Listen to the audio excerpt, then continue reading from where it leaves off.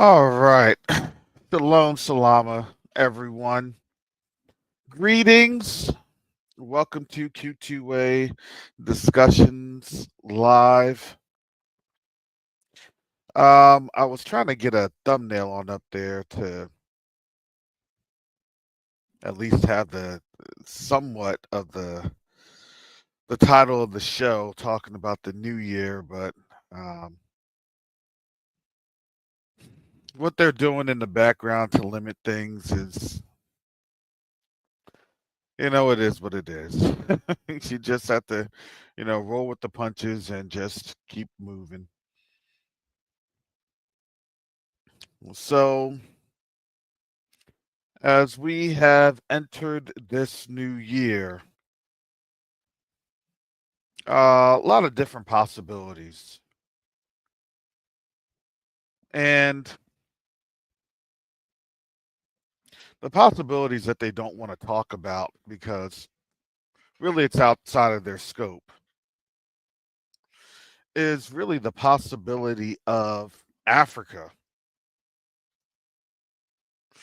being able to exert some sort of power and influence and authority. And that is what I believe is what we're going to see in these next couple of not just weeks, not just months, but I believe in days.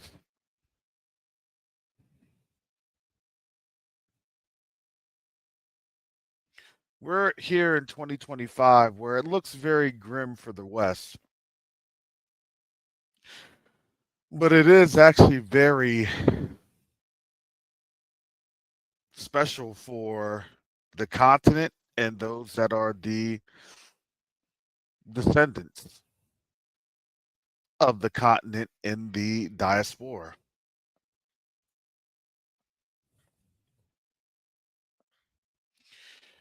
Last night, shout out to one of our members that had submitted a link for it was a meeting that was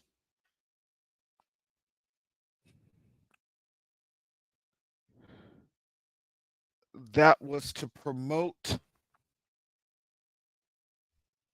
our presence within the sixth region of the African Union. And shout out to Sifawe Baleka. Garth and I met him in Burkina Faso. Actually, we met him before we had even stepped foot in Burkina Faso. We actually met him getting on an airplane from Lomé, Togo to Ouagadougou, Burkina Faso. And he was really the one that welcomed us to the continent. And he is the one that I reference a lot when I talk about um, the dumb diversus and the actual legal way to leverage the systems that they have installed. And I say they have installed, it's a global system, to have some sort of a legal remedy with reparations. And that is outside of U.S. jurisdiction. And so during the call yesterday, there's a couple of things that are occurring. And what I'll do here, I will provide the link to that. So I'm going to say this that Q2UA is not sponsoring nor endorsing this, but we want you to be able to understand what is taking place within the sphere of the African diaspora per se. So understand there is actually a lot that is required of us. And here's the great thing. You what with what's required for us, especially with what Sufaway is putting together, it's free. It is free to sign up for the African Diaspora Assembly.com. It's free to understand what he's doing. He writes a lot. He does a lot of legal briefs. That's what he does. He's a legalist. Um, uh, Sister Shar and myself have talked about a lot of the things that he has stated in the background because there are some legalese that is applicable to the mission of Q2UA. So a lot of folks, even though it's very nebulous, it's very, you know, could seem very frantic, right? You have a lot of competing interests. You have a lot of selfish interest, which is just what happens when you're talking about the diaspora. Because you have to understand a lot of these organizations, and I do get very skeptical. I get a lot of, I have the skepticism. I just do. Because for me, I always look at, okay, who's COINTELPRO? Really, who's here to observe and report and then say that everybody here was for the advocation of the overthrow of the United States government and all that other nonsense that they always try to pin on us, on anybody that says, hey, guess what, there's an economic opportunity, there's infrastructure development opportunity. Why is that critical? Because how are you going to invest and make money and understand that the currency flow and currency circulations that will be taking place outside the United States? It will be. I don't care how much crypto you buy in this system. I don't care how much you try to hoard, you try to what they call prep. I call it hoarding. For real, it's just hoarding. Get your preps in. Okay, get your hoarding. And that's exactly what the Most High literally said in his word. Look, those that try to do it, guess what? The caterpillar, the cinchworm, the moth, they're gonna eat all that. Who is that? Other folks. Why? Because now things are going to get into a time where it's going from bad to worse to literally impossible. Because why? Because if you don't have a relationship with our brothers and sisters on the continent that is actually doing something, if you're not really involved with anybody that's actually doing something on the continent, then in the next couple of weeks, not months, we have weeks,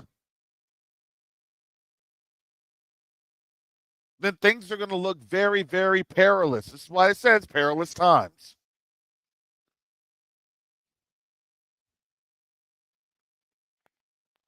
And as I'm there in the meeting, I hold my peace because I like to see what people are, who they are, and they're coming from all walks of the political sphere, the sphere that I look at as very, very incorrect because it's the way of operating in the flesh,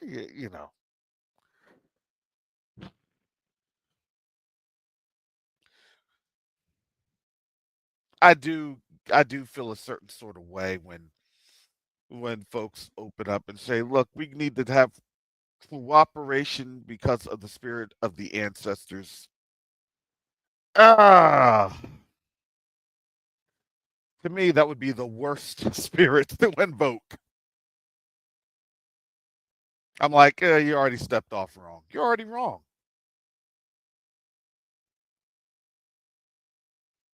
And it's not to bag on, these organizations because, you know, eh, the intent is right. The intent is and the heart is right. However, the means and the motives, when you're still dealing in something that brought you into captivity to begin with, then guess what?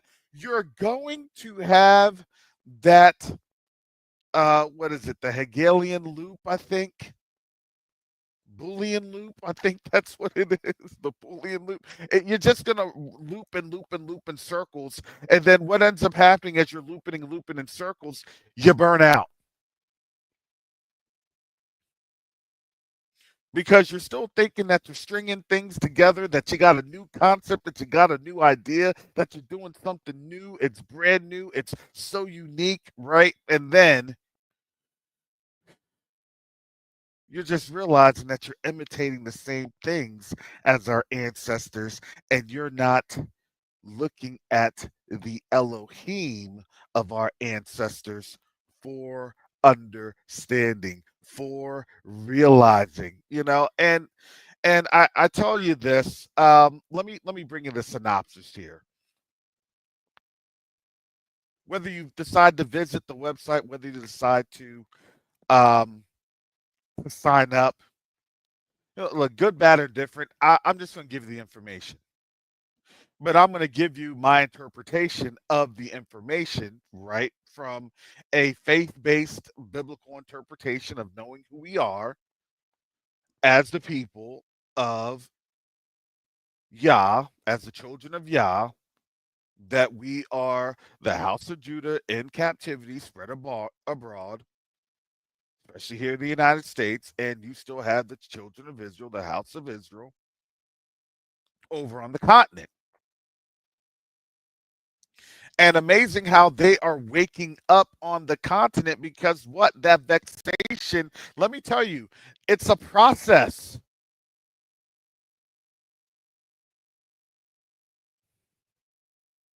I can't tell you, look, you're going X, Y, and Z, and this is happening, and that is happening, and wow, look at this and look at that. And I can't tell you any of that. Boy, would I love to broadcast that here in Captivity Radio. Broadcasting Captivity Radio. WCHAINS. WCHANIAINS.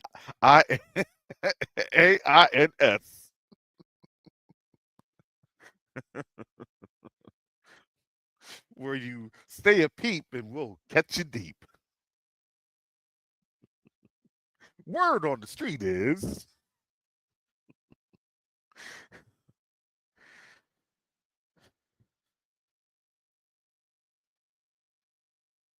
But then when people don't say, well, what's going on? And I can't support what's going on because I don't know what's going on. Okay.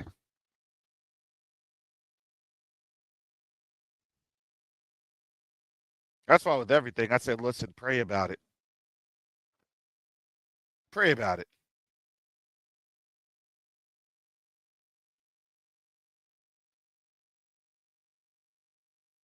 You know, the best one to let you know what's going on?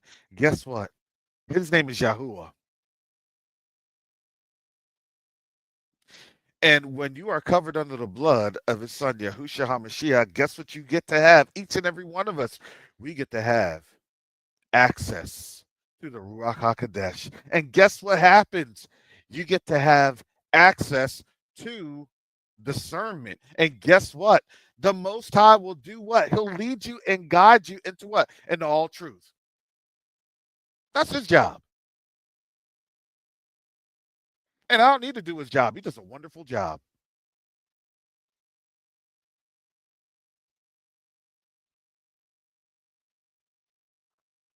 And here's the thing about this. This is very it is. It's very secular based, right? It is. You can go on the website, you can get the information there. They have newsletters, they have other documents, materials, they have contact information. So if you want to email them, they are very, very active. They are very active.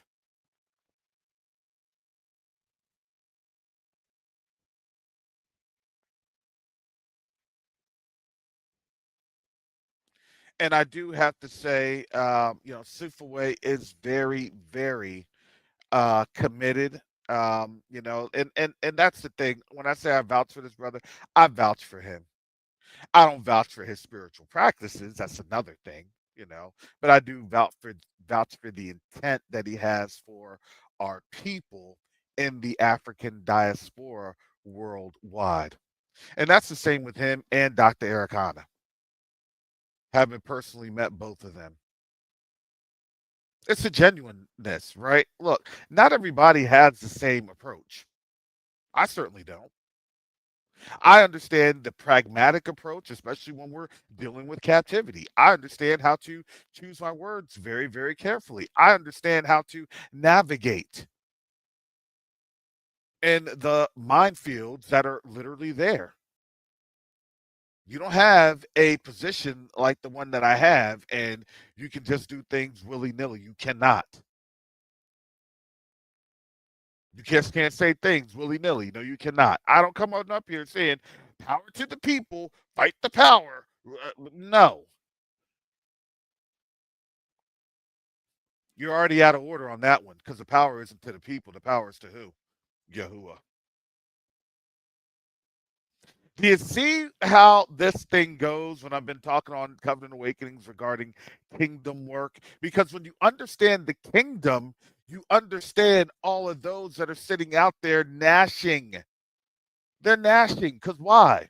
We got to do something, right? They get angsty. They get nervous. We got to do something. We got to make something. We got to work something. And here's the thing, you ain't got to do none of that. None of that. You got to do. Actually, no, you don't have to do anything. You know what our requirement is to do? It's literally in Zechariah chapter 8. Speak peace. Speak peace to your neighbor. Because guess what the Most High will do? Guess what He will do? He will literally cause things to fall in your lap.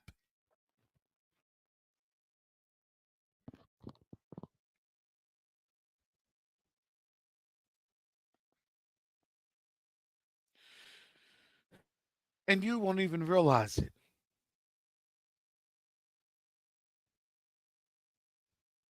When you're serving the Most High, guess what you get a chance to do? You get a chance to see Him moving in all of His authority, and you get a chance to see Him opening up doors that many, many, many have tried to close. The Most High allowed those doors to be closed for a reason, for a season. Let's just think about this, family. Let's just put our thinking caps on together. Together. Okay. When I say, look, in 2000, I would say 2016, 17, that's when I was on Teo Ministries.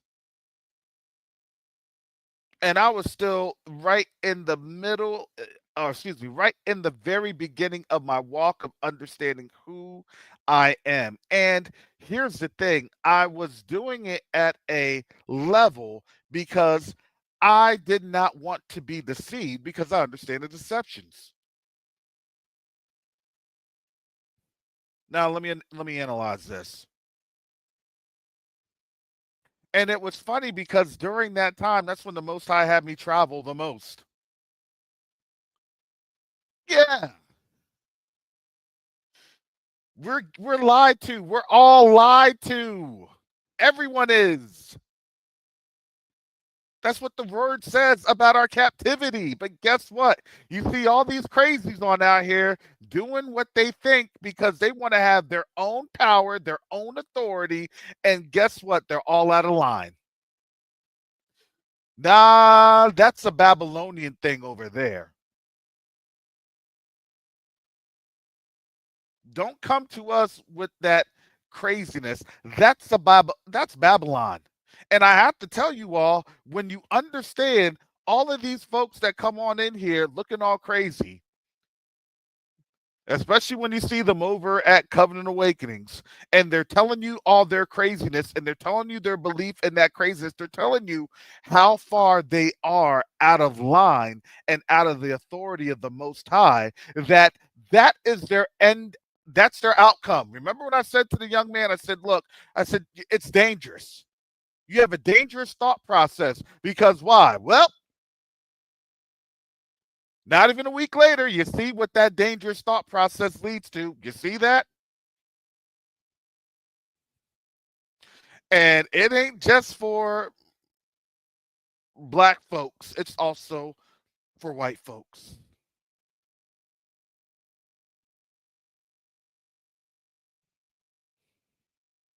That's what I pray that folks were able to see this last week was the absence of the Most High's authority and what that looks like in the end. See, what you're seeing is at the end what unrepentance looks like. You're seeing that in the end what haughtiness looks like.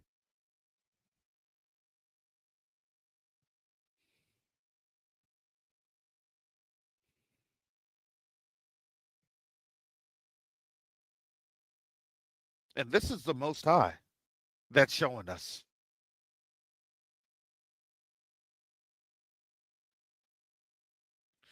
What I do is I pray for our people, whether you're an Israelite that knows you're an Israelite, that's still asleep, that's still totally blind, that's still half blind, and whether you're a Gentile that's waking up and understanding who Yahusha is of the Bible, and that's understanding the scriptures, and that's getting the understanding from the Ruach HaKodesh that they do not harden their hearts.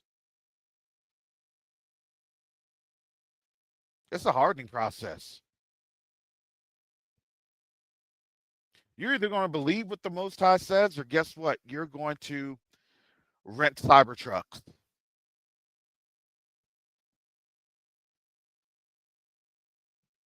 That's for the Gentiles. You're going to believe what the Most High says, or you're going to go into some other radical ideologies. That's for black folks, particularly Israelites.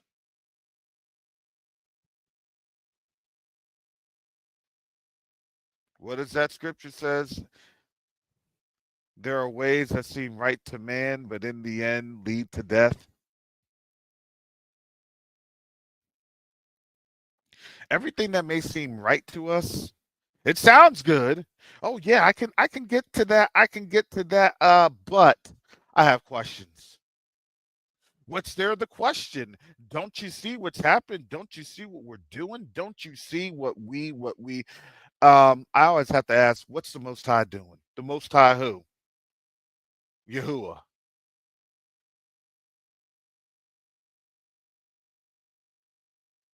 Look, I understand. I respect your beliefs. I respect this, but ain't no God coming to save us. Okay, that's when you run.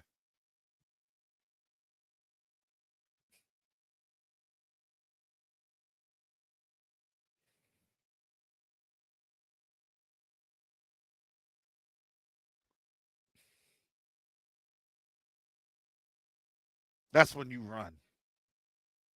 As Garth, Sufway and I had many a conversations.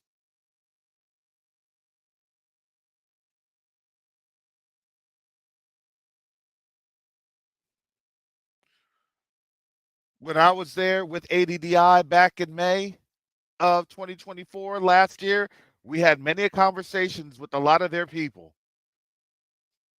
And we had a lot of very thought provoking conversations that made people say, hmm.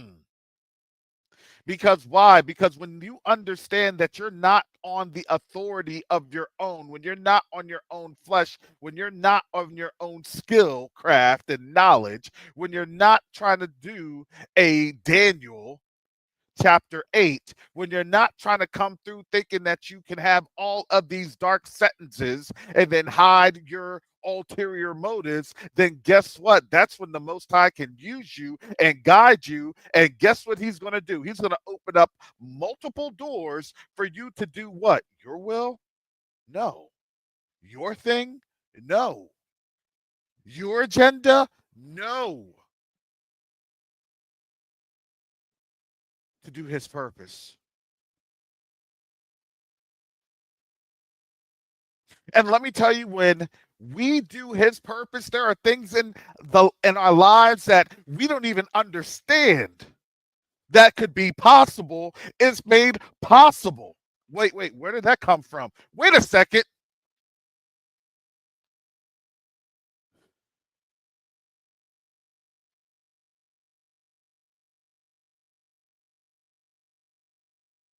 I think the Most High that I've had some pretty extraordinary circumstances.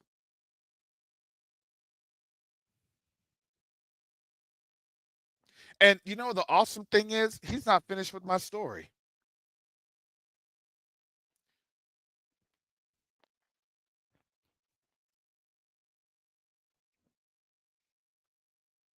But here's the thing, family. He's not finished with my story. And guess what? He's not finished with yours. Do you know that we're going to have a story to tell our children and our children's children and our children's children's children?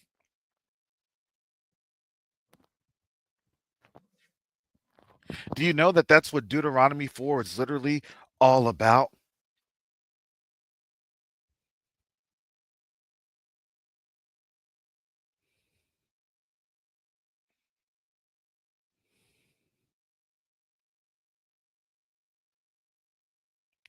Now, let me tell you this. The only reason that I have the African Diaspora Assembly.com here is because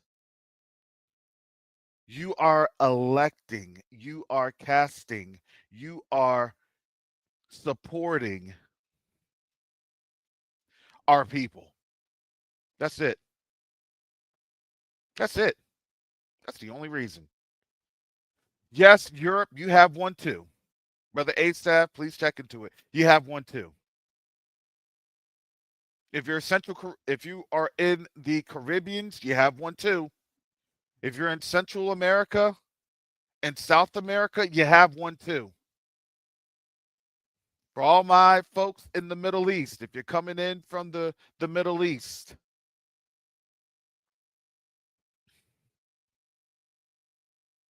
Kefalik, you have one too. Because the sixth region is the sixth region. All of us in the diaspora.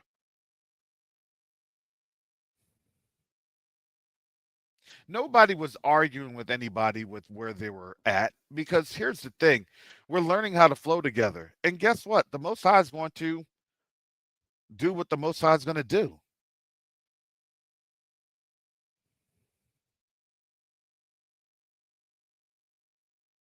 And I had to understand, yeah, everybody there had an agenda. My agenda was a lot different, but I'm going to tell you this, their starting place was very, very far behind where our organization's on at.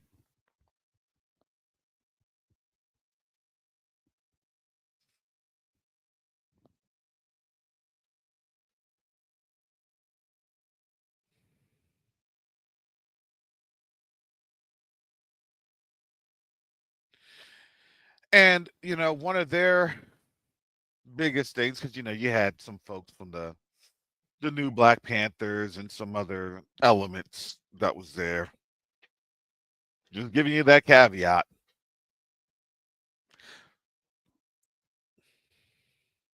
A lot of things I don't agree with because of the type of approach, which it fails. It's a failure approach. It's a vanity approach. It's a pride approach, which always fails. I mean, that's it. That's what it is.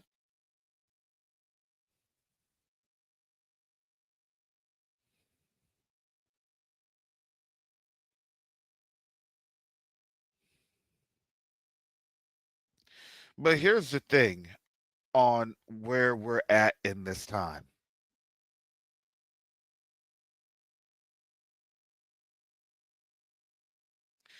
I'm sorry, but we cannot be docile in terms of the Eurocentric status.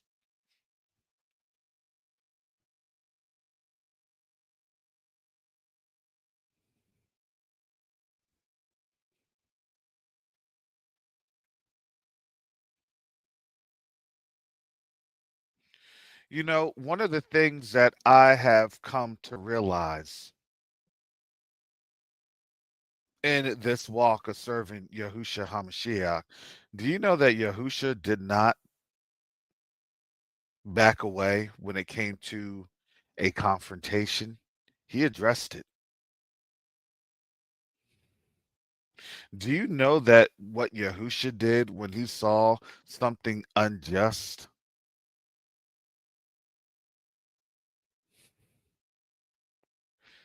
He confronted it. Are you telling me that we serve a the son of an Elohim, the son of Yahuwah, the son of the Father, that he just backs away and he just backs down? Eurocentric Christianity would tell you, yes, you do. He died, and guess what? He's docile, and guess what? If you do anything, you're gonna die along with him, and that's furthest from the truth.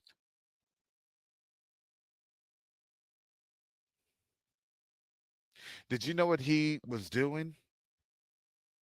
He wasn't on out there fighting Rome.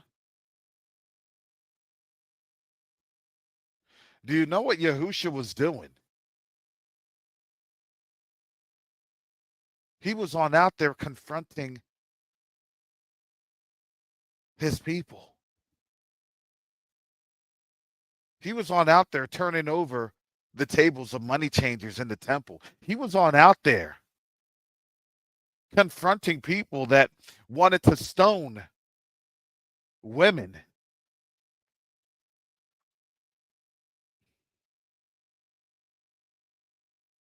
You want to talk about misogyny and women's rights? Well, let me tell you,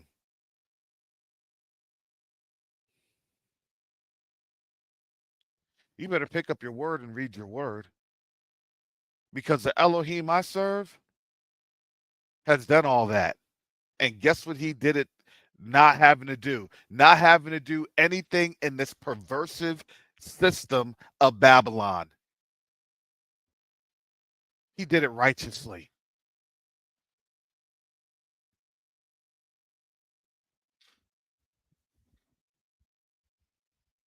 And if you don't have that example, I don't care what organization you have, your organization's bound to fail. But here's the thing, family. Guess what? Do you not think that the Most High cannot use us to influence? Absolutely.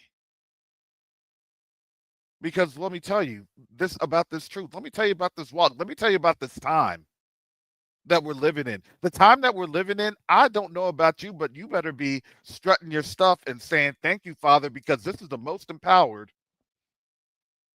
that we have been.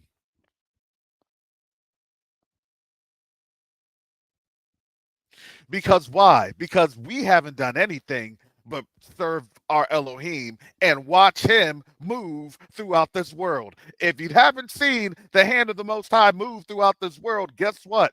Even the word says, this is why we read Jeremiah 51 yesterday on Covenant Awakenings. Even the word had said that they're going to see it. But when do they see it?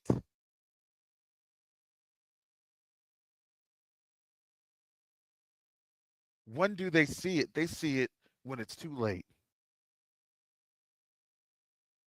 Well, so I literally said it. Do you not? Who has lived to see a visitation?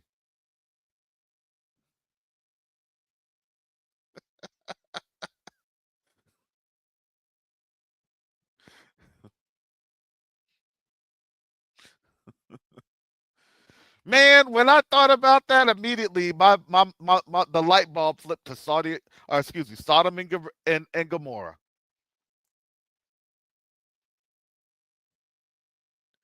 Sodom and Gomorrah. That's when the light bulb flipped.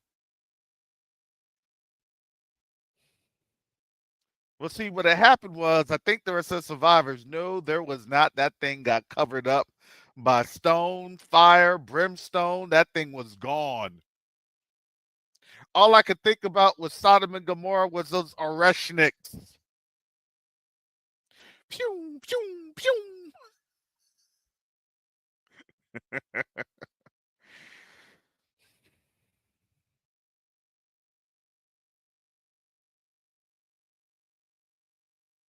Yep, Pompeii. That's what it was. I'm going to tell you this. I believe that they know the location. But when we're out of captivity, I'm going to tell you, we're going to have some archaeological finds and explorations and excavations like you've never seen. We are going to uncover everything. And their pseudo false science that they tried to give on to us, guess what? It's all going to be put to shame. And they know it. That's why the word says that they will be looked at as a hiss and an astonishment. Man, they try to they lied to us that long. They lied to them that long.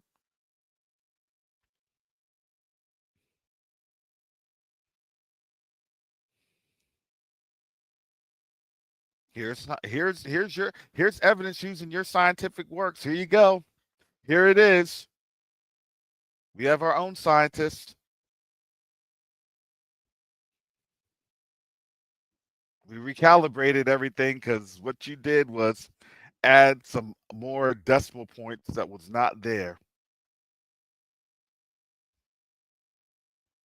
And in fact, I'm going to argue they did that more than likely to ensure that it did not align with the Most High's word. But guess what?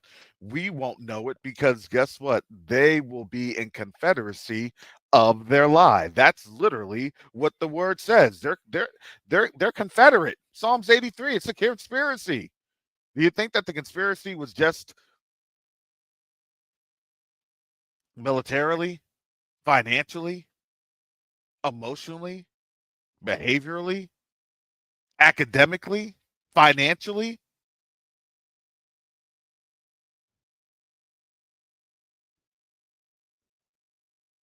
It was in all walks of life. And now you understand that the confederacy to conspire. I like when I see the post of, every conspiracy theory is, coming true, or, that the job of the conspiracy theorist is going to be um, terminated in 2025 as all the conspiracies are happening. I like those posts. Those are funny to me because understand that everything that they do as a conspiracy has been to conspire against us. So then we are just repeating the lies. Because when you repeat the lies, guess what you also end up doing? You also end up repeating your curses.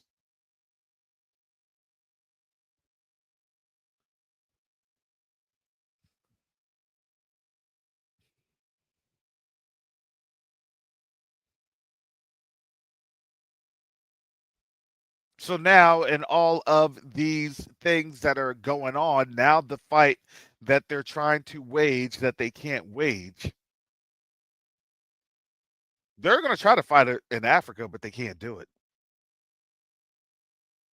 These countries now they're leaving. Yeah, they're going to try to have a presence, but guess what? You understand that when this war gets cut off, or when this war kicks off, all of those countries that they're in, guess what? I really do feel sorry for them. That is really the Alexander model.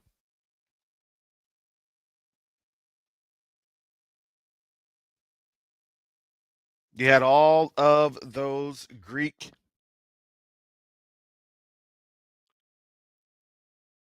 soldiers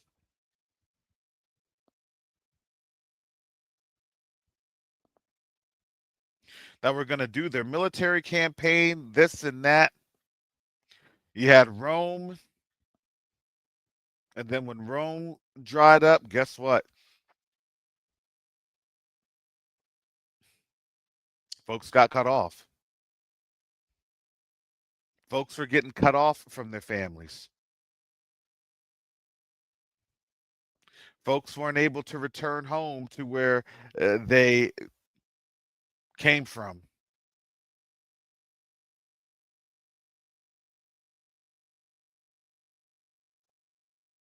And for those folks that tried to make it back, they end up getting cut off. They end up getting deleted because honestly, there's not going to be any airspace.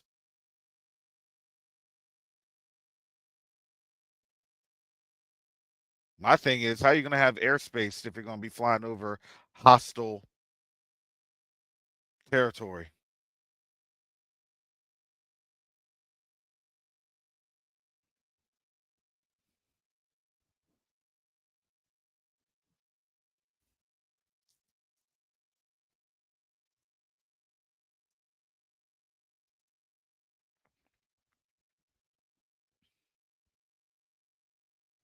See, these are things that when you're dealing with the pride and the arrogance of a people that they're thinking everything is right in the world. All is right in the world. And now, right after their clock of 2025 turned, man, that pumpkin rotted.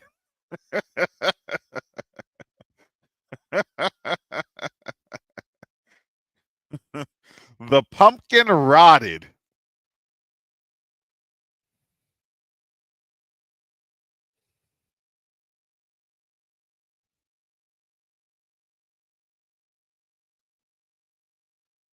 And that rot was coming from the inside. See, we told them we could smell the rot.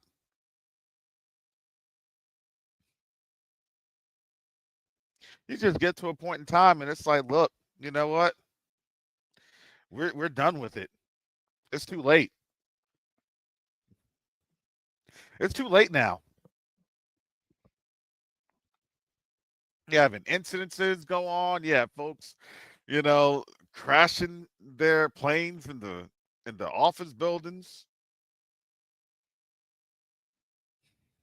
You have now everybody on alert in DC, and you realize these next 2 weeks for them is going to be pure pandemonium,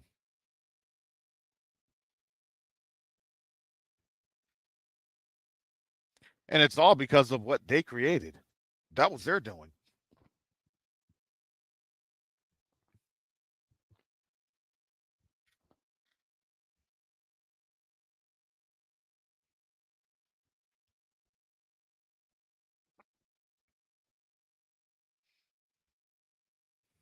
And I know for most of our people, oh, they would have healed Babylon. Yes, they would have.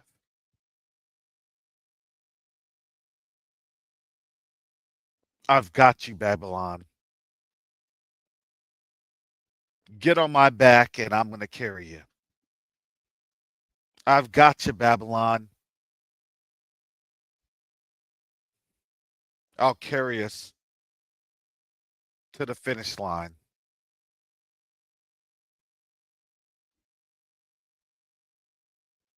Because that is the analogy of our people right now. And listen, I pray for our people because I do feel sorry for our people the most. And that's because of the love that they have for this system that's literally crumbling right before their very eyes. You understand the Most High is pulling a Thanos.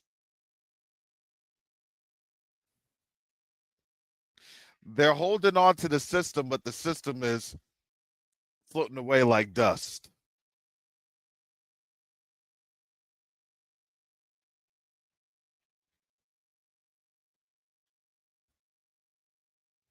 The dream, the framework is floating away like dust.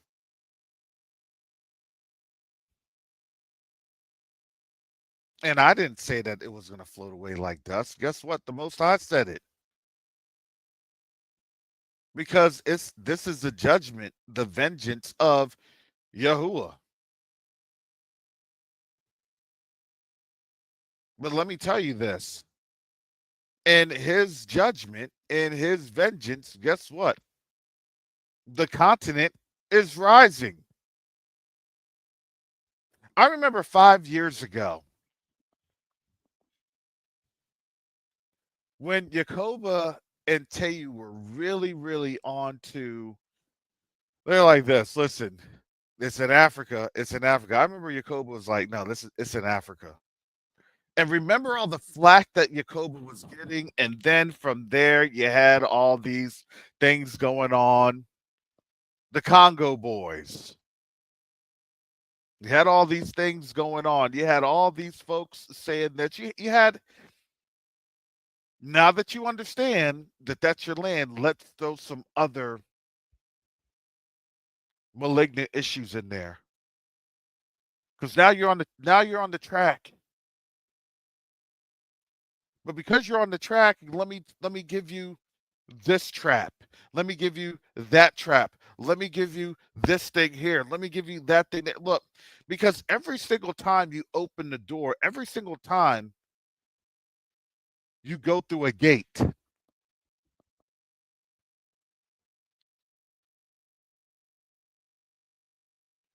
you have the enemy there saying, "Okay, we couldn't get you on that gate, but let's try to get you on this one. We couldn't stop you going through the door this time, but let's stop you from progressing even farther to the next door."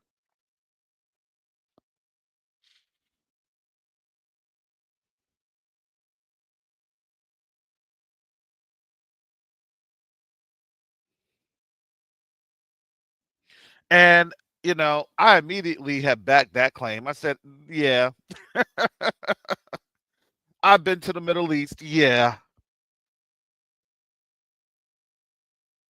but let me tell you, this last year it was very, very fervent, especially having gone to the continent and especially seeing with your very own eyes, stepping on the soil. Man, that thing is a game changer.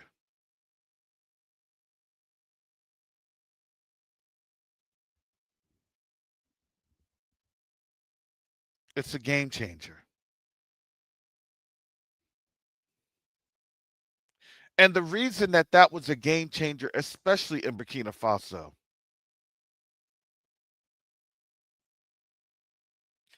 was because that was the very first time an African nation, a head of state, I might I might add, had called out to the African diaspora.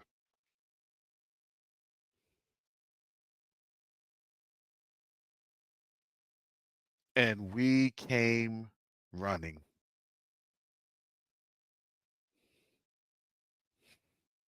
Well, some of us did.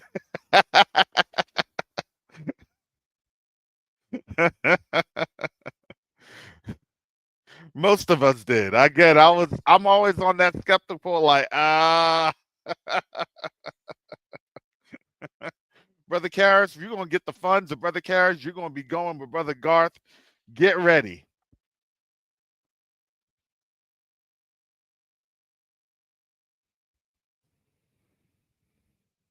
Because here's the thing, when the Most High is working and you are serving the Most High and He's calling you to do something, you're gonna go.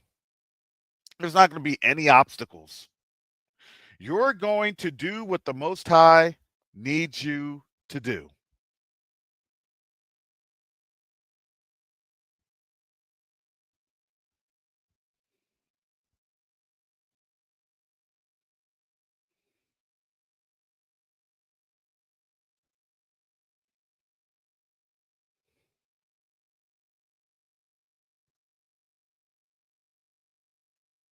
So now,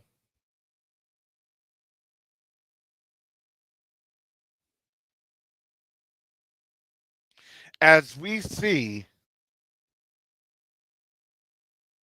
the doors that are being opened on the continent, and yes, they are, family, they are opening.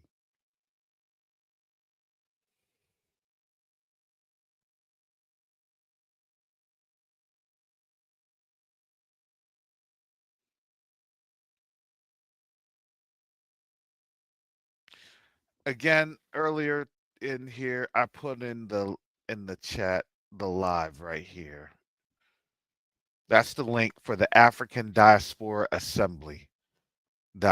That is for a representation, a representative, excuse me, to be within the African Union and to establish the sixth region. And here's the thing, I thought the sixth region was actually established. I thought that they had representatives and all this other stuff. I thought they had all that.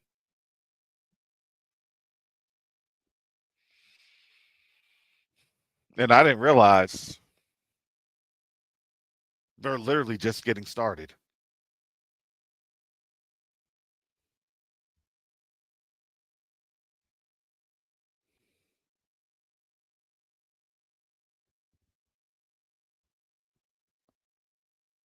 And I it was interesting to me.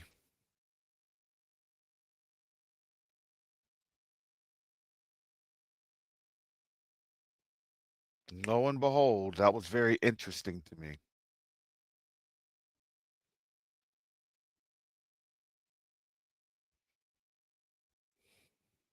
But I would say this, if you would like to cast your lot, cast your ballot for representation among our people, for our people,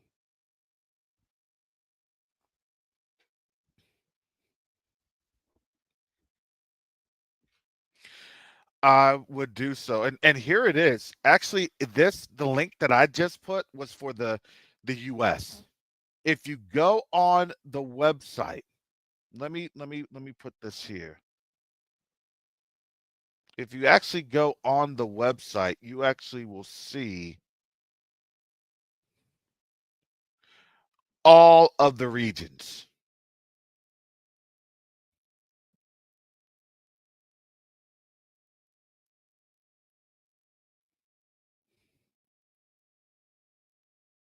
So if you are there in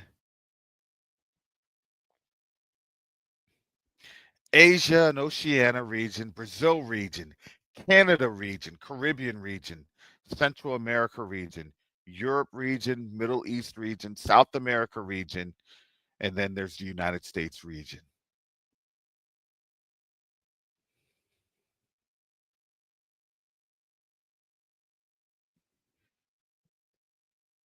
So yeah, they have a Canada region,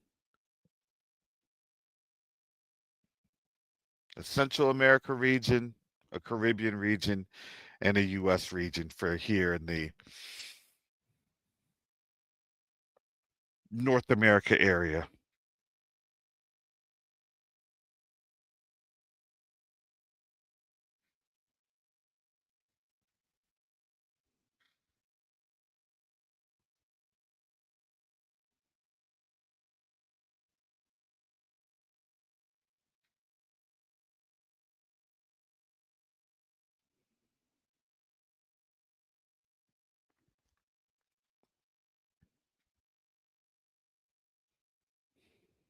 So I'm giving you the full disclosure on that one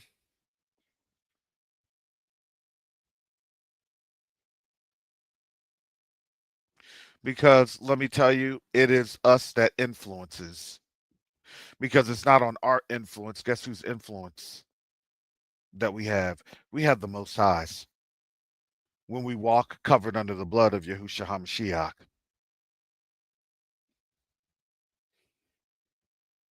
You're not representing you, you're representing him. See, in Eurocentric Christianity, they always try to, oh, oh, I don't want to be involved. I don't want, I've never seen so many quote unquote Christians that never wanted to be involved in anything that was taking a stand against wickedness. I mean, honestly, we should have realized that in the civil rights movement.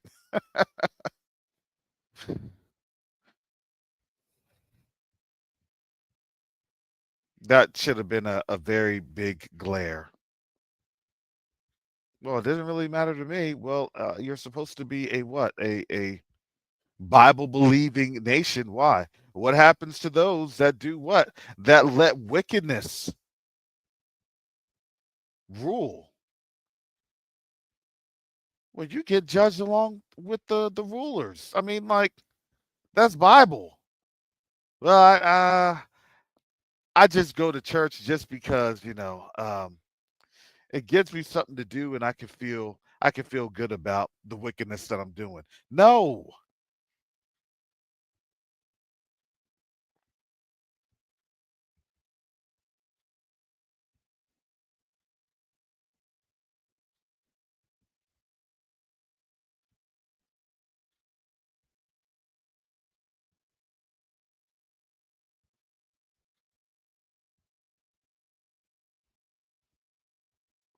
but I have to say that when you're here in this walk, see, your hands are gonna have to get dirty. You're gonna be required to do things that the Most High needs you to do. How are you going to be a light into the nations when you can't be a light into your people? Those are always the questions that have to be asked.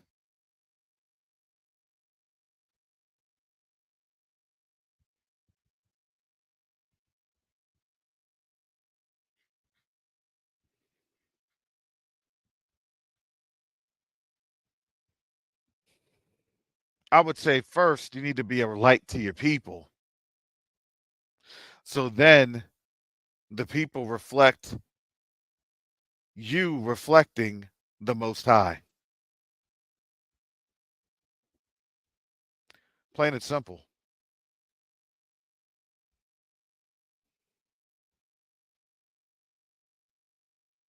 Because let me tell you, the Eurocentric style leadership that they have right now, it's not going to work.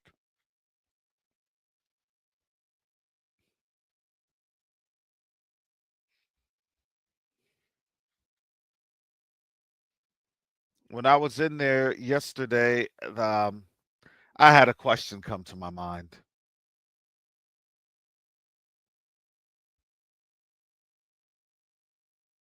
Because they were talking about voting and the representation and representatives and all this other stuff.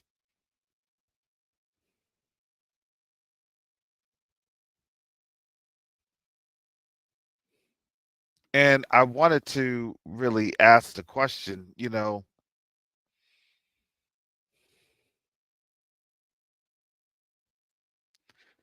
Is that in our nature to vote?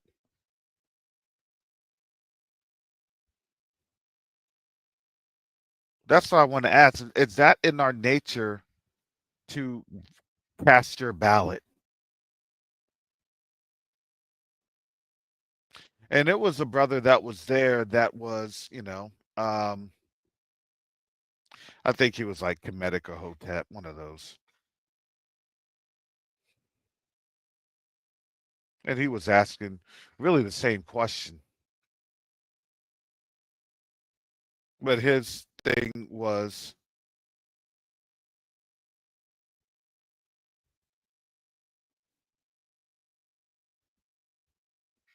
well, how can you do it for 50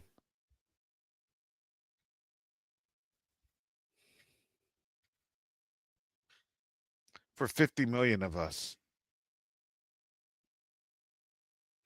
No, I'm going to say this. This isn't akin to asking for a king in this particular construct. So I want to give this to you in the construct. This is akin of asking for representation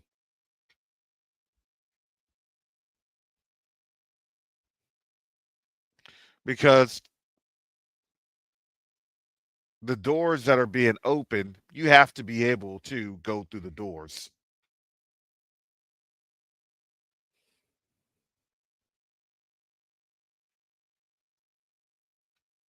So I want us to kind of, and that's exactly what it is. It's elders of the community. Yeah, you're that. So you're voting for candidates. Yes, elders of the community. It's candidates. It's not casting for no. That's why I said, look, visit the website, understand, right, the representation.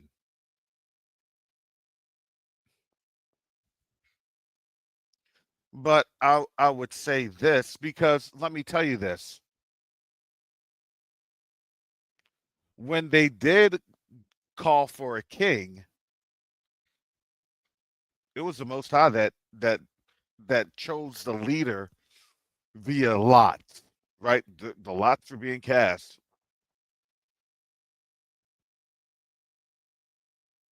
So essentially, it was the Most High that was picking the leader.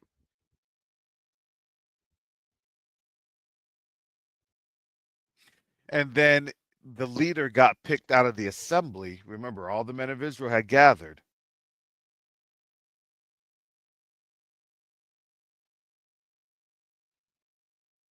No, this isn't a vote in the European system. It's not. This is literally for the African Union.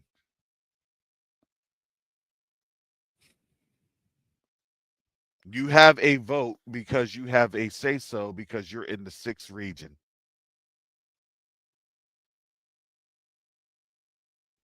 And that's what you're doing.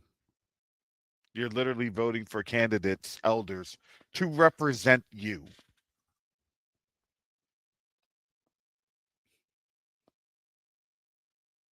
And those elders are to be accountable to the community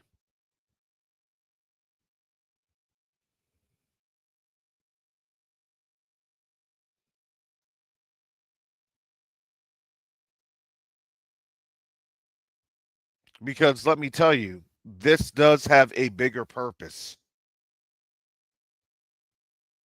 to this.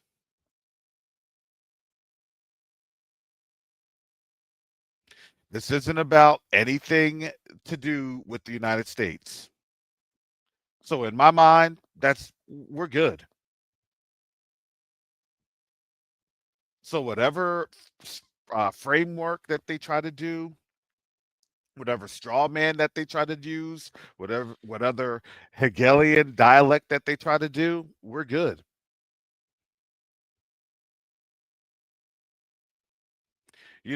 And here in the Tampa Bay area, when I was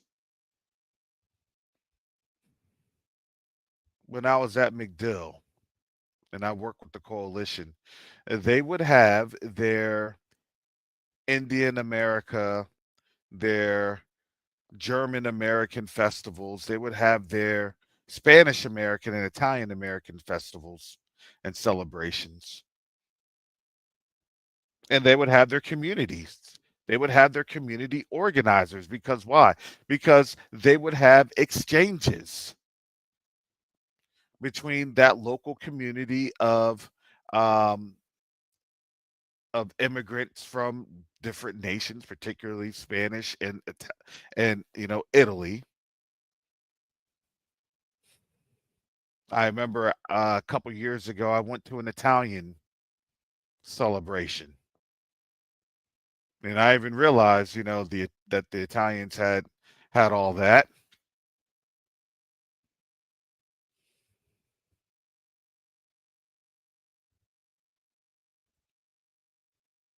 The man when they like you or they think that you're good, man, they'll throw some history up on you real quick.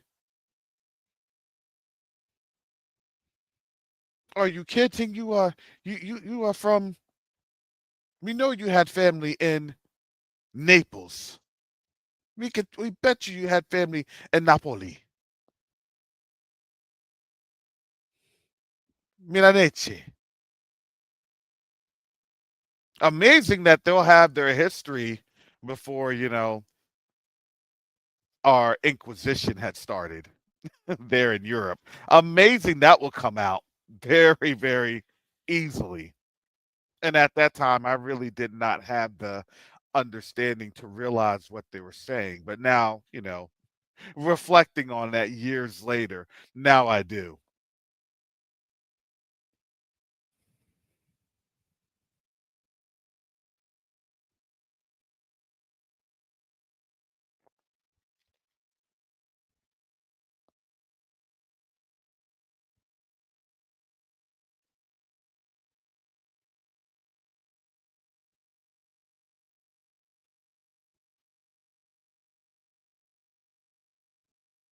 And that's exactly what this is. I want us to understand.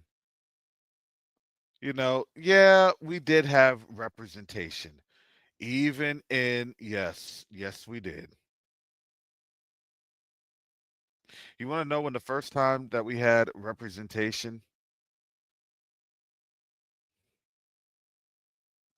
When Moses was making judges. And the very first time we actually had representation was even before Moses. Even or not before Moses, but was even before our people left Egypt. You want to know when the first time was? When Moses got there and he went to Aaron and he said, Aaron, gather what? Gather all the elders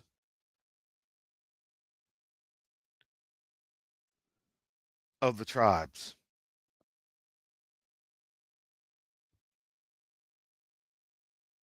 all the heads of the families.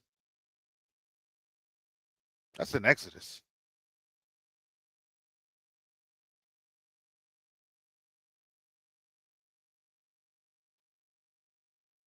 And that was the instruction that the Most High gave Moses. So there had to be some other things going on. Okay, who wants to represent this? Who wants to represent that? Who wants to do this? Who wants to do that? Look, this was coming on out. Hey, who would be the head of this family? Oh, it's him right there. That's the one we respect. He kind of sets things in order. That's that one right there. It didn't say that nobody showed up when Moses gathered. It didn't say that.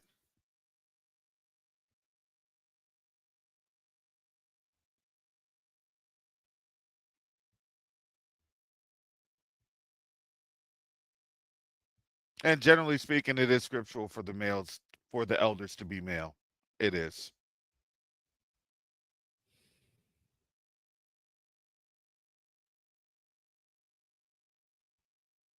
You literally have that in Proverbs. So,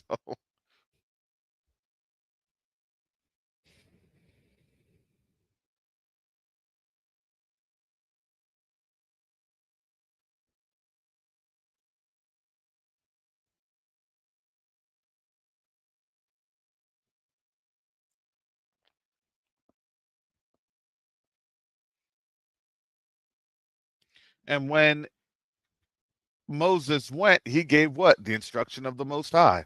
To who? The elders. So the elders could then do what? Give the instruction. So I'm saying, look, in the biblical context, what they're saying is biblically right. Now, in their understanding of things, yeah, their understanding is a little more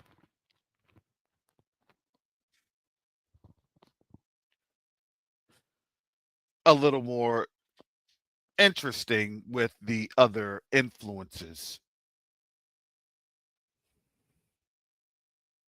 But at the same time, look, this is how the Most High is going to cleanse us.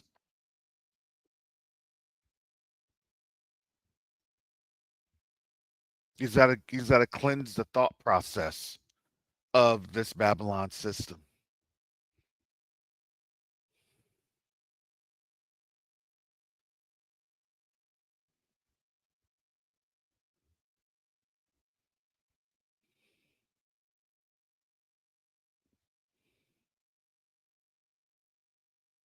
So, what does that mean?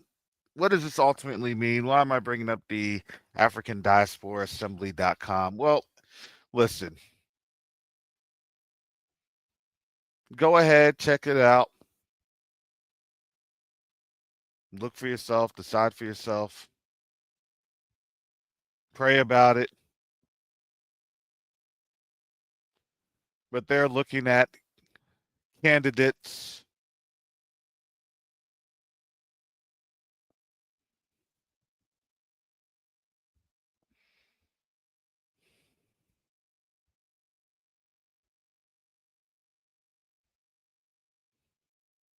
I said, look, I will bring that on up and let you all get an understanding.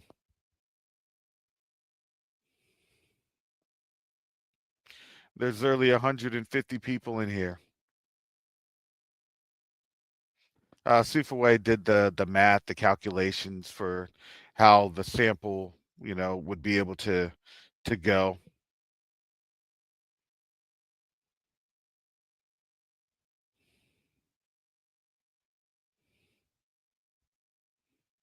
and what that means. Look, you have to work within the construct of what you have. The Most High will literally sort everything all out, but you got to work within the construct that you have. And I think that was a temperament, and that was a good temperament. Look, now's the time to do something. Now's the time to, they know of the sixth region. So there is a sixth region. They know of the sixth region, but it's really not legally enshrined under the African Union just yet.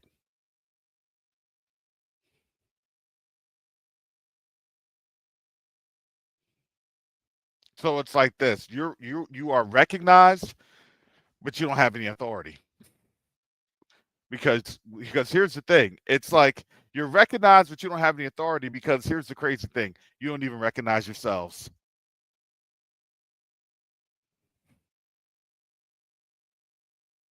We would take up the case for you,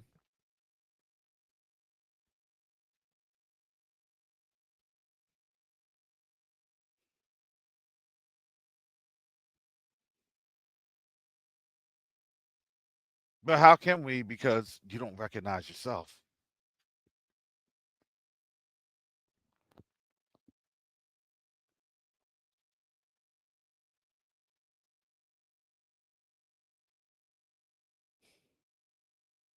Wait a second, we don't recognize. Wait, how do we recognize ourselves? What do we need to do?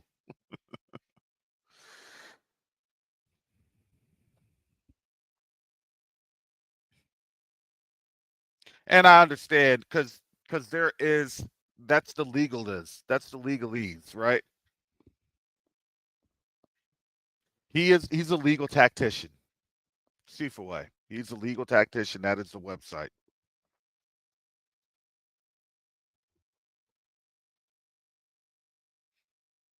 When I told you all earlier this year, the delegation that was sent to Rome,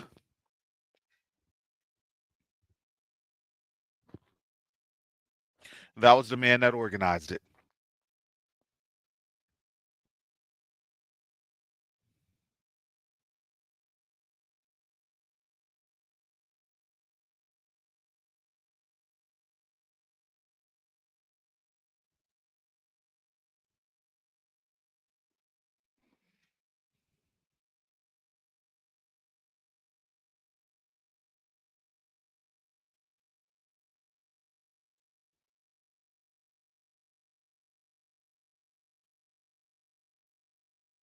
So, yes, family, I wasn't going to be long here. That's why I didn't drop the link. I had to get up and get some things taken care of. But I do look forward to 2025 in terms of what the continent has to offer.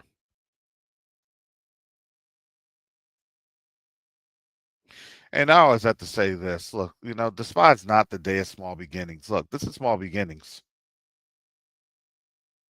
Well, that's not the way that I wanted it to work. That's not the way. Yeah, that's in a lot of our attitudes also.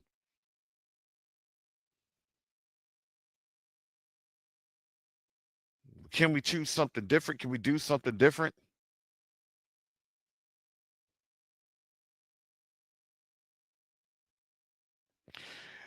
And really, a lot of our people, when they do see different things, they actually will shy away. That's why I said, look, pray about it. Now, we will not be able to make the 2025 assembly. That's or the February 2025 assembly, just because it's going to be too late in terms of how the selection will be held and things of that nature. So they're trying to have the election, all the ballots on in by the end of by the end of the month, by January 31st. But the sooner you get your ballots in, the better that he can actually get the package up to the African Union.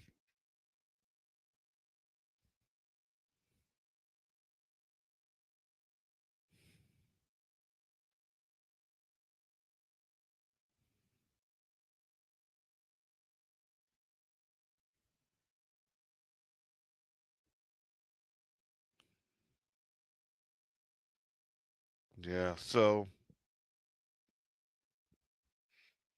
that's all I have, family. Again, you're not voting for a king. Just relax. You're literally voting for representation within the African Union.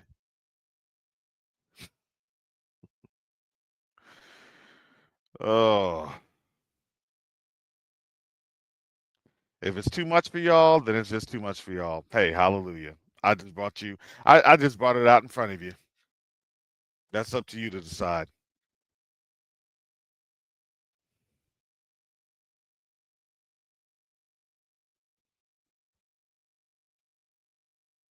But again,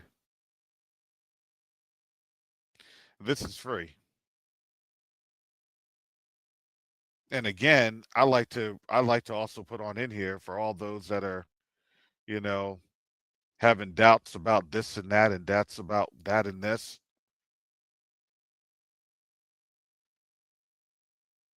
My question would be then why are you on Q2UA channel?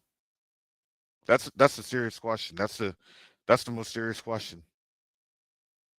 Q2UA stands for Quest to Unite Africa.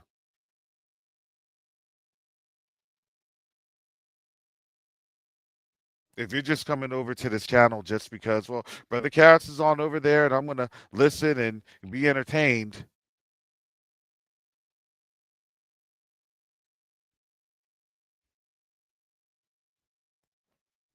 here the only requirement that they ask is that you sign up.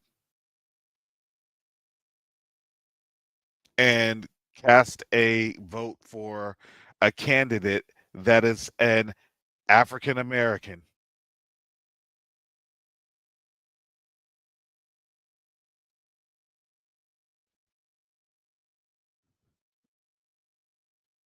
that you get way more representation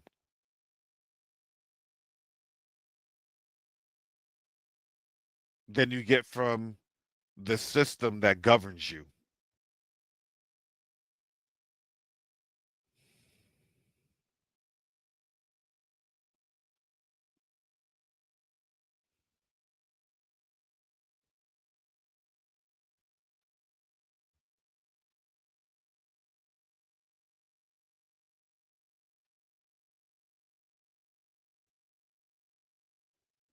They are still getting the candidates down.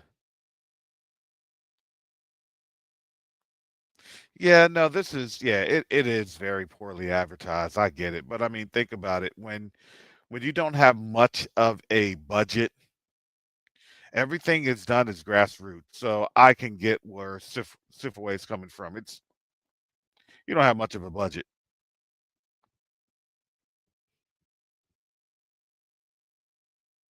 So while I can, I do what I can to support our brothers and sisters in all walks of life. Look, we have to love our family. Oh, he's not an Israelite. He's not this. He's not. Look, guess what? The Most High didn't stop loving you when you didn't know the truth, but He was patient with you.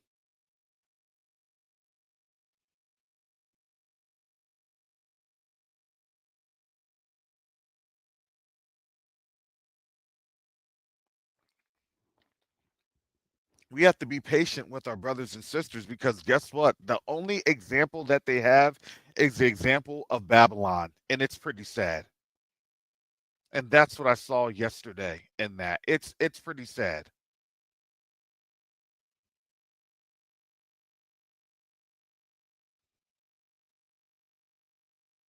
Because let me tell you, you have success in these organizations and they'll get these little shadow grants and these little shadow foundation grants for millions of dollars and then you wonder why, right? You wonder why Black Lives Matter was quote unquote successful because the money didn't even come from the grassroots level. It came from them from them folks to control the narrative.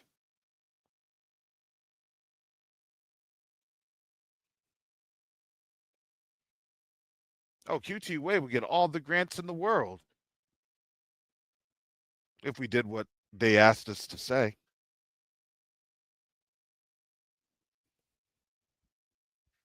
That's how grants work here in the United States, especially when it comes to our organizations that are actually trying to make a difference, that's actually trying to make a change, and that actually are trying to do the will of the Most High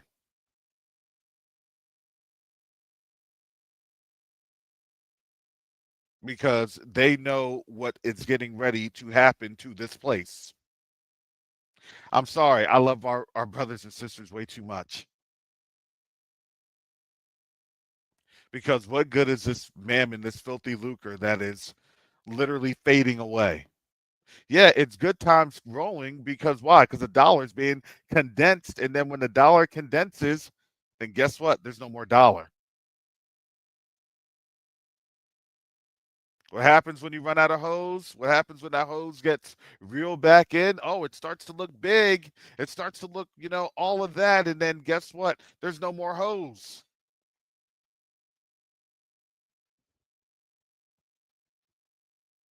because that hose is being held by someone else. Because that's what's happening in this dollar circulatory system. And the people don't understand these analogies. They just think, oh, everything's going up. Everything's going up. No, it's not. Everything's being recouped. They're getting the money out of circulation. That's what ends up happening.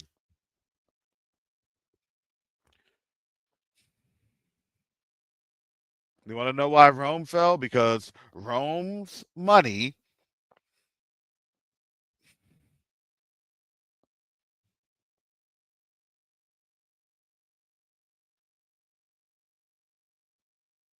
was becoming less and less circulated because the value was becoming less and less.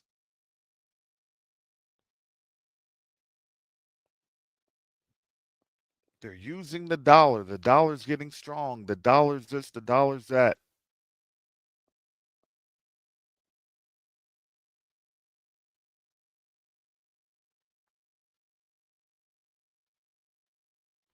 And then you're realizing why everything is costing more utilizing the dollar for those countries because at each transaction, they're recouping back their dollars. So more they pay in dollars, the less dollars will be available for them because the dollars are going to be higher. Do we see how that's going? If I pay a dollar now, guess what? It's going to cost me $10 for the exact dollar that I just paid. This is what happens with the inflationary crisis when you have currency exchanges and currency inflows and outflows of different currencies, particularly the or the standard currency. Who can make such an arbitrary decision? Well, they can do whatever they want because it's not backed on anything. It's not backed on gold.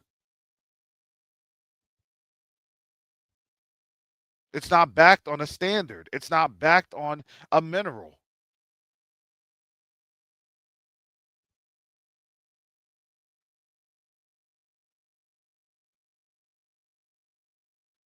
So the moment people say, you know what, forget about this make believe system. Well, I got this to trade. What you got? Oh, I got that. Then what happens to the value of the dollar? The value of the dollar just got cut off in that country because they decided to trade in something else. Why do you think Trump is threatening South Africa right now? I just had some conversations about that on Thursday or yesterday. Brother Karras, what do you think about South Africa? What do you think about this? That's the only belly button that Trump could use to try to get to BRICS. Now, they're going to have a knee jerk reaction, but I look at this politically because you have to think politically in this situation. Well, let them have the knee jerk reaction. Let's, and if I were them, I would have done the same thing. Let's circulate. Hey, we're going to get ready to get off of BRICS. Yep, yep. I think you're right. Let's figure this on out. Yep, I think you're right.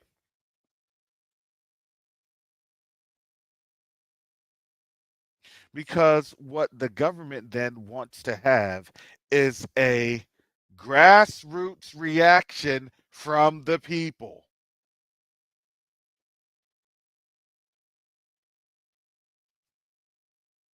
You want to know why? Let me tell you why. Let me tell you psychological warfare 101. And this is how they are they're playing that psychological warfare game. They gave him an Uno reverse. Here's how they did it. Say, I want to break this down and have you all analyze this because people don't understand psychological operations, psychological warfare. There's a component of this. Dark sentences.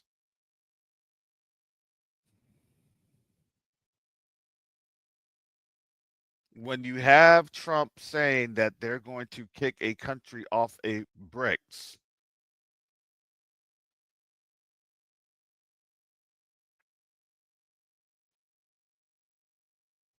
the reason he probably had to say it, there's a couple of reasons. Reason number one is the diplomatic channels have failed. So now they have to do a very overt messaging.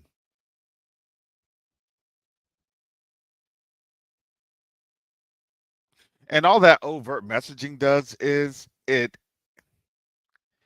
not for the it's not for South Africa. It's for the US. Yeah, we're doing something about it. Yeah, see? Cuz BRICS. Remember, Trump declared BRICS the enemy.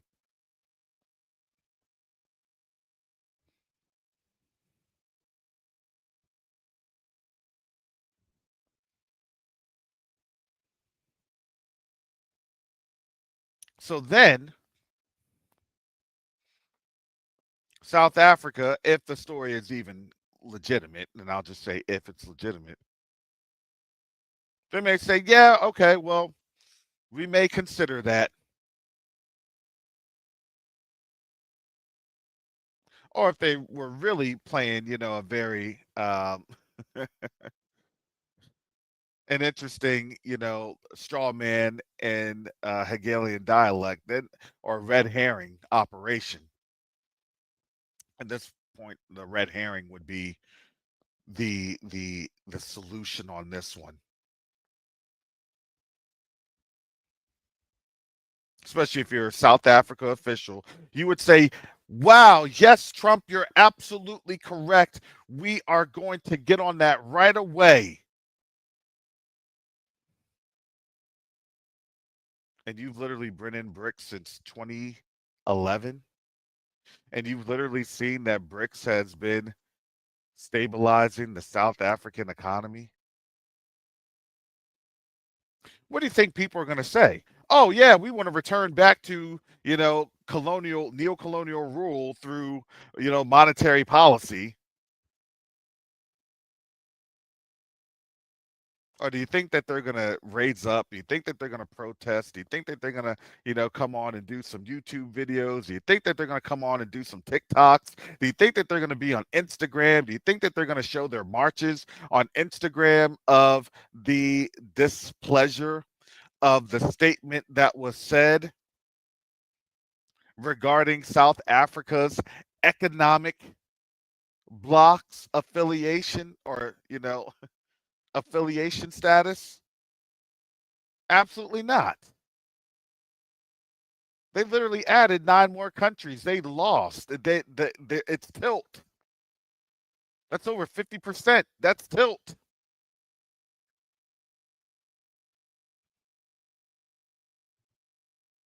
Let me get South Africa in this. Let me try and win South Africa back. No, the way I see it is South Africa did the Jedi mind trick. Okay, if that's what you want to say. All right. Hey people, we got to go back because it says so.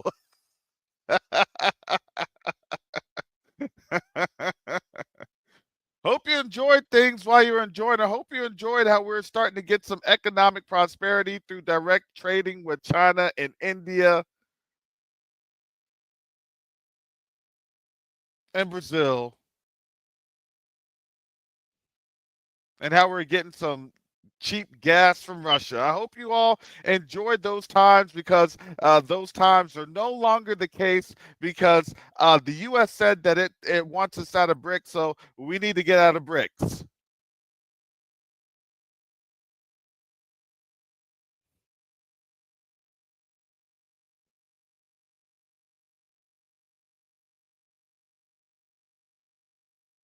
I think that you would probably have a very demonstrable impact from the population voicing their negative dissent on Trump's statement.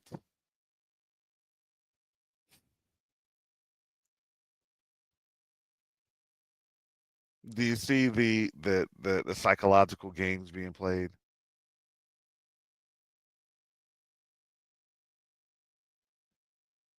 Trump said we got to go back.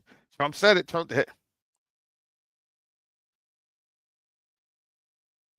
because then The politicians can say, "Hey, sorry, Mr. Trump. South Africa's spoken."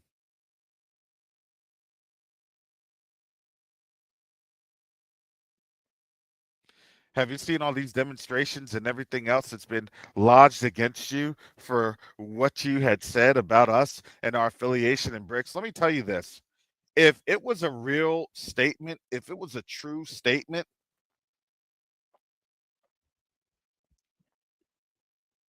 then let me explain this to you. If it was actually a true and legitimate statement, let me explain this to you. That would never have been voiced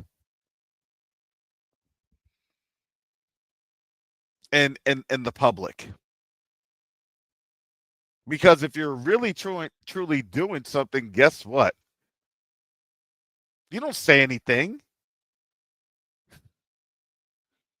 You don't come on out and say, "Yeah, we're gonna do that." You don't say any of that. I'm gonna make South Africa leave, and they're gonna leave because I say so. Oh, you know what, Mr. Trump? Yep, yep. You're absolutely right. See, South Africa's gonna leave. See, oh, now South Africa is protesting. Now folks are taking to the streets. Well, Mr. Trump, I think that you've done enough.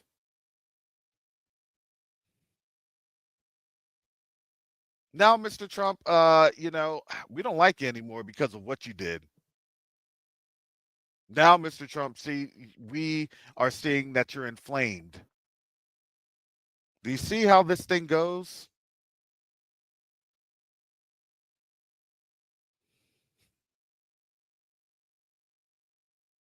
Because if this was a real negotiation, they would have been like, yo, don't put our business out in the street like that.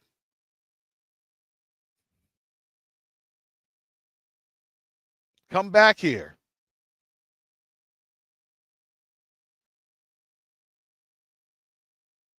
You gonna do what to us? Well, no, no, no, no, no, no, no. You have some big words, big man. You have some big words for us. Uh, I just wanted you all to get out of bricks. Why is that? See, y'all don't even understand. He literally fell in his own trap, trying to be haughty, trying to act like he's got it. Yeah, yeah, yeah, yeah. Well, Mr. Trump, I thought you said that South Africa was joining BRICS, and now South Africa hates the U.S. even more. Do you see the calculus here?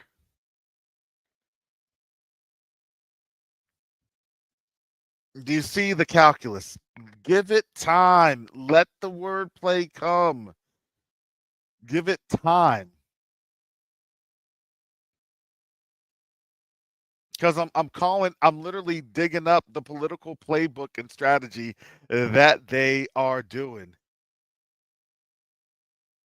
No, South Africa's not going to be destabilized. If anything, what does this do? This this stabilizes South Africa even more. And now, what you have to understand, the European presence in South Africa is now at even a greater risk from what Trump had said. They gave him the reverse engineer Uno card and he didn't even realize it. Oh, Trump, you're for those people, and those people are trying to colonize this. I think that you're trying to destabilize us. I think that you and them got to go. Trump opened his mouth and literally calls them folks.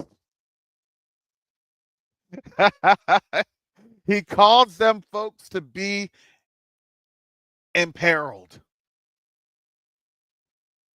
The wisdom of Teman.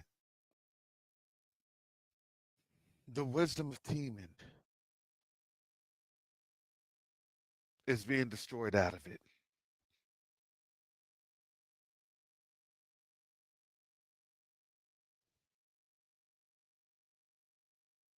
Because when they're thinking that they're doing a thing that's going to help, they're not realizing that what they're saying is actually going to hurt and it's going to backfire bigly, pun intended.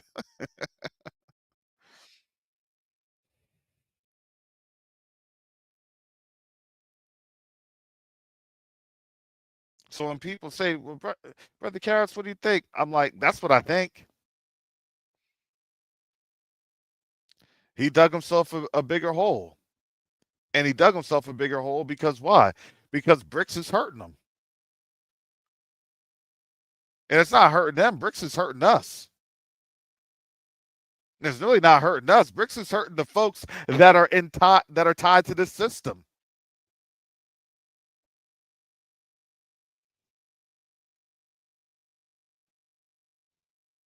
See, when you've been planning and when the Most High has been giving you opportunities and the Most High has been throwing things in your way and the Most High has been opening up doors and the Most High has been leading you down these paths, let me tell you this. We got a good year coming up. We got an actually really good year coming up. The only thing that I'm concerned about, this is just a concern. I'm not scared, but this is just a concern. The only thing I'm concerned about is getting through the airport, getting through the airport security. That's my only concern. Making sure that, planes are flying. That's my only concern. That's it. I'm not even concerned about the flight. No, the Most High's got it. But he will also be able to allow for what needs to be done to be done. So the Most High has it.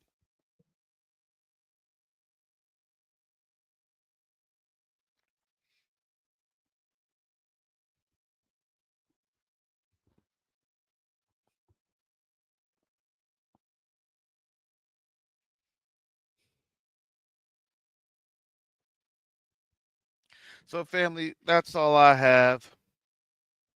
Thank you for you all supporting the channel. Thank you for your all support to Q2UA. And please keep Q2UA up in your prayers, family. This is about to be a big deal.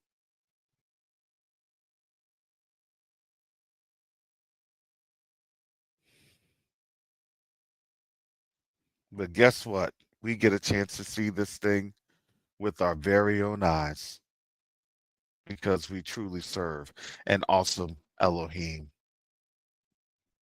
through his son, Yahusha HaMashiach.